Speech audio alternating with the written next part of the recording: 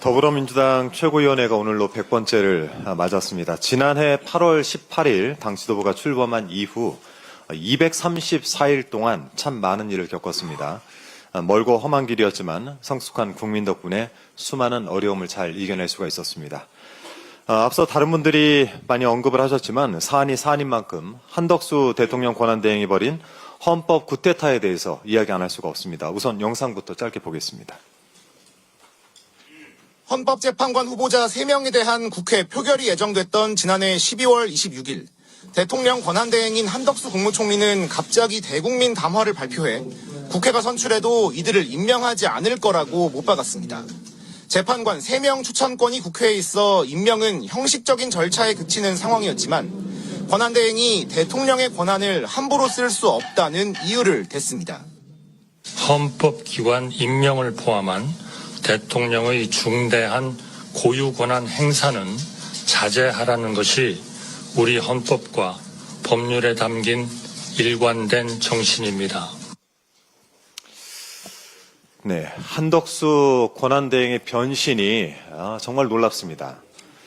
지난해 12월 26일에는 대통령의 중대한 고유 권한 행사는 자제하라는 것이 헌법 정신이다 라면서 국회 추천목도 임명을 하지 않고 버티더니 어제는 도대체 무슨 자신감으로 대통령 몫을 지명해서 그 중대한 대통령의 고유 권한을 함부로 행사하는 것입니까?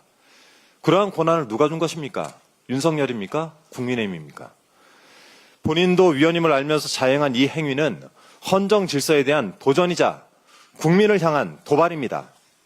한간에는 한덕수 권한대행을 대통령으로 출마시키자며 작당 모의를 한다는 이야기가 들립니다. 이미 방송에서 몇 번 언급한 바가 있습니다만 윤석열이 파면되면 안정적인 국정 운영 이미지를 만들기 위해서 먼저 미국 측과 영어로 소통을 한 모습을 연출하고 또 트럼프 정부를 상대할 수 있는 통상교섭 전문가 출신 대선 후보를 만든다라는 어설픈 시나리오였습니다. 그러면서 임기 단축을 들고 나올 것 같다라는 예측이 있습니다. 아침 뉴스를 보니까 아주 없는 시나리오는 아닌 것 같습니다. 내란은 끝나지 않았습니다. 종합을 해보면 권한을 넘어선 헌법재판관 임명은 위헌임을 알면서 자행한 대선용 탄핵 유발성 도발입니다. 헌법학자 100여 명으로 구성된 헌법학자회의는 대통령 몫의 헌법재판관 후보자 지명은 대통령이 갖는 헌법상 고유 권한이다라고 지적을 하면서 한대행을 향해 권한대행으로서의 원칙적 한계를 명백히 일탈했다라고 강력히 비판했습니다.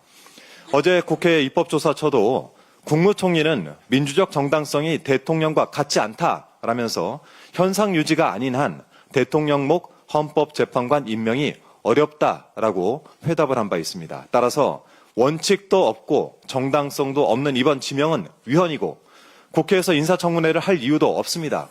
한덕수 권한대행이 이 사태를 수습하는 방법은 단 하나, 지명 철회입니다. 만일 오늘도 철회를 하지 않는다면 헌법 구테타 속에 한덕수 권한대행 할 수 없는 일, 해서는 안 되는 일을 저지른 만큼 그 책임은 반드시 무겁게 지우겠습니다. 이상입니다.